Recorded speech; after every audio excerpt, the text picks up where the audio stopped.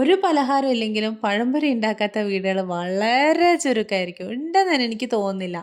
പക്ഷേ എന്നാൽ പോലും നമ്മൾ തന്നെ പഴംപൊരിയുടെ ഒരു ബ എന്താ പറയുക തട്ടുകട സ്റ്റൈല് നമ്മൾ ചെയ്തിട്ടുമുണ്ട്.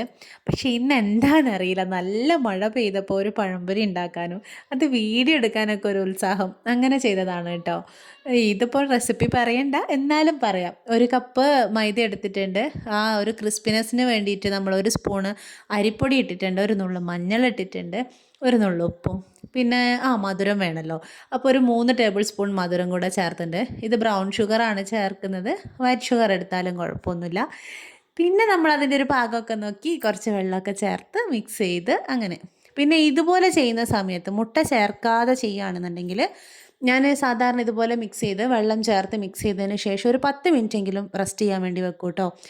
നമ്മൾ ചിലവർ കണ്ടിട്ടുണ്ട് നമ്മളിങ്ങനെ ഒരു ഉച്ച വരെയൊക്കെ ഉച്ചയ്ക്ക് ഒരു ലഞ്ച് കഴിഞ്ഞ ഉടനെ തന്നെ ഇതിങ്ങനെ മിക്സ് ചെയ്ത് വെച്ച് വൈകുന്നേരം എടുത്തിട്ട് പഴംപൊരി ഉണ്ടാക്കുന്ന സമയത്ത് കുറച്ചും കൂടെ ഒന്നിങ്ങനെ പൊങ്ങി വരും, നല്ല ടേസ്റ്റും ഉണ്ടാവും. പക്ഷെ അതിനുള്ള സമയമൊന്നും എനിക്കില്ല കേട്ടോ.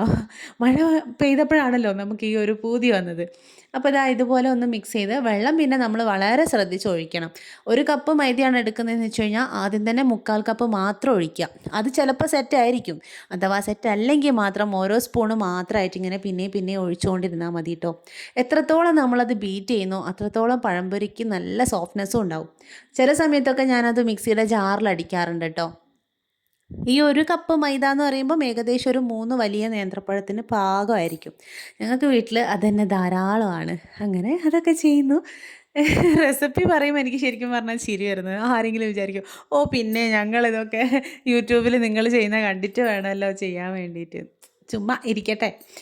അപ്പോൾ ഞാൻ സാധാരണ ഇങ്ങനെ കുഞ്ഞി കഷ്ണങ്ങളാക്കിയിട്ടാണ് കേട്ടോ പഴംപൊരി ഉണ്ടാക്കുക. അപ്പോൾ നമുക്ക് ആവശ്യത്തിനുള്ളത് എടുത്ത് കഴിക്കാം. അങ്ങനെ വലുതാക്കിയിട്ട് ഉണ്ടാക്കാറില്ല. പക്ഷേ ഇതിപ്പോൾ എനിക്ക് വീഡിയോ എടുക്കണം, ഫോട്ടോ എടുക്കണം. അപ്പോൾ പിന്നെ കാണുന്ന സമയത്ത് ഒരു സ്റ്റൈലൊക്കെ വേണ്ടേ. അങ്ങനെ ഞാൻ നീളത്തിലെടുത്തു എന്നേ ഉള്ളൂ. അങ്ങനെ പഴം അവിടെ കട്ട് ചെയ്ത് വെച്ചു. പിന്നെ മക്കൾ ഇവിടുന്ന് കളിക്കുന്നുണ്ട്. അടുത്ത വീട്ടിലെ മോളുണ്ട്. അങ്ങനെ ഞങ്ങളെല്ലാവരും കൂടി ഇങ്ങനെ രസിച്ച് കഥയൊക്കെ പറഞ്ഞ് എൻ്റെ ചുറ്റിലും അവരൊക്കെ ഉണ്ട് കേട്ടോ.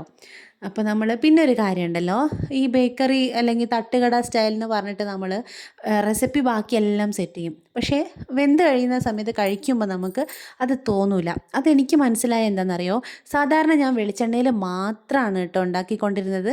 പക്ഷേ അത് നമ്മൾ ഓയിലിൽ ഉണ്ടാക്കുമ്പോഴാണ് കറക്റ്റ് തട്ടുകട സ്റ്റൈലിലുള്ള ടേസ്റ്റ് വരുന്നത്. അപ്പം ഞാൻ ഇന്ന് ഓയിലാണ് ഉണ്ടാക്കിയത്.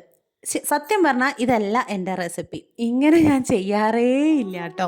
ഞാൻ ചെയ്യുന്ന റെസിപ്പി എന്താണെന്നറിയോ, ആട്ടപ്പൊടിയില്ലേ നമ്മളെ പിന്നെ ആശീർവാദ ആട്ടയോ അല്ലെങ്കിൽ നമ്മൾ വീട്ടിൽ പൊടിപ്പിച്ചിട്ടുള്ള ഗോതമ്പ് പൊടിയോ അതെങ്ങാനും എടുത്തിട്ട് ഒരു നുള്ളു മഞ്ഞളൊന്നും ഇടാറില്ല.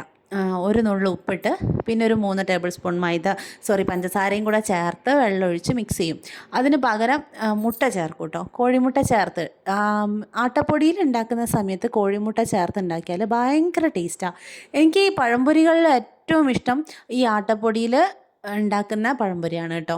അപ്പോൾ ആട്ടപ്പൊടി, പഞ്ചസാര, ഉപ്പ്, വേണമെന്നുണ്ടെങ്കിൽ കുറച്ച് മഞ്ഞൾ, ഇത്രയും ചേർത്തിട്ട് ഒരു കോഴിമുട്ട അതിലുടച്ച് ചേർക്കും, മിക്സ് ചെയ്യും, പാകത്തിന് വെള്ളം ഒഴിക്കും. ഇത്രയേ ചെയ്യാറുള്ളൂ. ഇതാണ് ഞങ്ങൾ വർഷങ്ങളായിട്ട് കഴിച്ചുകൊണ്ടിരിക്കുന്നത്. എൻ്റെ അമ്മയാണ് എനിക്ക് ആ ഒരു ആട്ടപ്പൊടിയിൽ ഉണ്ടാക്കുന്ന ആ റെസിപ്പിയൊക്കെ കാണിച്ചു തന്നത്. അപ്പോൾ അത് തന്നെയാണ് ഫോളോ ചെയ്യുക. പിന്നെ ഈ ഒരു കേക്ക് ഉണ്ടാക്കി തുടങ്ങിയതിന് ശേഷമാണ് വീട്ടിലേക്ക് മൈദ കയറി വന്നത് തന്നെ. അല്ലാതെ മൈദ എന്ന് പറയുന്നൊരു സംഭവമേ ഞങ്ങൾ വാങ്ങിക്കാറില്ലാത്തതാണ് കേട്ടോ. ഒരു റൗണ്ട് പഴംപൊരി പൊരിഞ്ഞ മണം അടിച്ചിട്ടായിരിക്കും ഇവരെല്ലാം അടുത്ത് കൂടിയിട്ടുണ്ട്. മക്കളൊക്കെ ഇങ്ങനെ നമ്മളങ്ങനെയല്ലേ, എനിക്കും ഭയങ്കര ഇഷ്ടമാണ് കേട്ടോ. നമ്മളിങ്ങനെ പൊരിച്ചെടുക്കും തോറും ഇങ്ങനെ കഴിച്ചുകൊണ്ടിരിക്കൂലേ. പക്ഷേ ഉണ്ടാക്കുന്ന ആൾക്ക് ലാസ്റ്റ് കിട്ടിയാലായി. അപ്പോഴത്തേക്കും ബാക്കി എല്ലാവരും ഇത് കഴിച്ച് തീർത്തിട്ടുണ്ടാവും. അതാണ് മിക്കപ്പോഴും വരുന്ന അവസ്ഥ. പക്ഷേ ഇവിടെ അങ്ങനൊന്നും ഉണ്ടായില്ല, എനിക്കും കിട്ടി കേട്ടോ.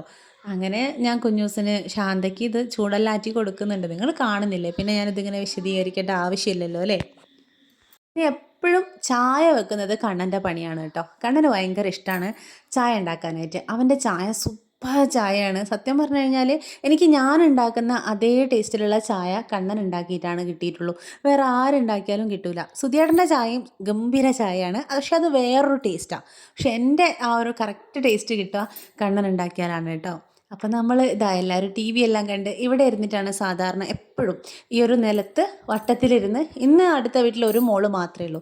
ചില സമയത്ത് കുറേ മക്കളുണ്ടാവും. അപ്പോൾ ഇവിടെ ഇരുന്നിട്ടാണ് ഞങ്ങൾ ചായ എല്ലാം കുടിക്കുക. വ്യൂവേഴ്സിന് ഉപകാരപ്പെടുന്ന വീഡിയോ ഇടണമെന്നാണ് എപ്പോഴും ഞാൻ വിചാരിക്കുക. പക്ഷെ ഇന്ന് എന്തോ ഇങ്ങനെ തോന്നി അങ്ങനെ ഇട്ട വീഡിയോ ആണ് കേട്ടോ. നിങ്ങൾക്ക് ഉപകാരപ്പെട്ടിട്ടൊന്നും ഉണ്ടാവില്ല. എന്നാലും ഫോട്ടോ എടുത്ത സ്ഥിതിക്ക് അതും കൂടെ പോസ്റ്റ് ചെയ്യുന്നുണ്ട്.